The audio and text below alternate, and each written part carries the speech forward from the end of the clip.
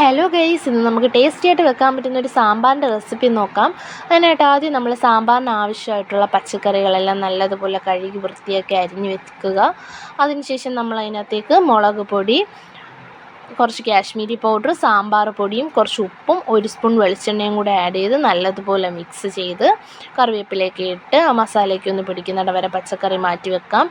അപ്പോഴത്തേക്ക് നമ്മൾ വേറൊരു കുക്കറിനകത്തേക്ക് സാമ്പാർ പരിപ്പ്, കുറച്ച് മഞ്ഞൾപ്പൊടി, കുറച്ച് ഉപ്പും കൂടി ചേർത്ത് പരിപ്പ് വേകാൻ വേണ്ടിയിട്ടുള്ള വെള്ളവും കൂടി ഒഴിച്ച് ഒരു 3 വിസിൽ കേൾക്കുന്നിടം വരെ ആ കുക്കർ മാറ്റി വെച്ചേക്കാം.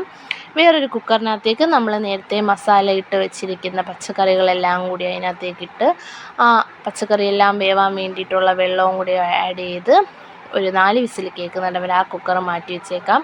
അപ്പോഴത്തേക്ക് നമ്മളൊരു കടായിക്കകത്തേക്ക് കുറച്ച് വെളിച്ചെണ്ണ ഒഴിച്ച് കുറച്ച് കടുകിട്ട് പൊട്ടിച്ച് 2 വറ്റൽമുളക്, ഒരു തക്കാളി അരിഞ്ഞു വെച്ചത്, ഒരു 3-4 വെണ്ടയ്ക്ക, കുറച്ച് ചെറിയ ഉള്ളി, കറിവേപ്പിലയും കൂടി ഇട്ട് നല്ലതുപോലെ വാട്ടിയെടുത്ത് മാറ്റി വെക്കുക.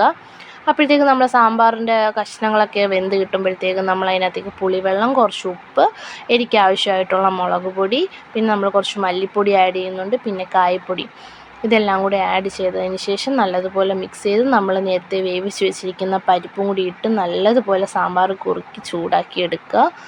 അതിന് ശേഷം നമ്മൾ നേരത്തെ വാട്ടി വെച്ച് വെണ്ടയ്ക്കയും തക്കാളിയും കൂടെ എല്ലാം കൂടെ ഇട്ട് അതിനകത്തേക്ക് ഒഴിച്ച് നല്ലതുപോലെ സാമ്പാർ കുറുക്കിയെടുക്കുക. ഇത്രയേ ഉള്ളൂ ഗൈസ് സാമ്പാറിൻ്റെ റെസിപ്പി. ഇഷ്ടമെങ്കിൽ കമൻറ്റ് അറിയിക്കുക.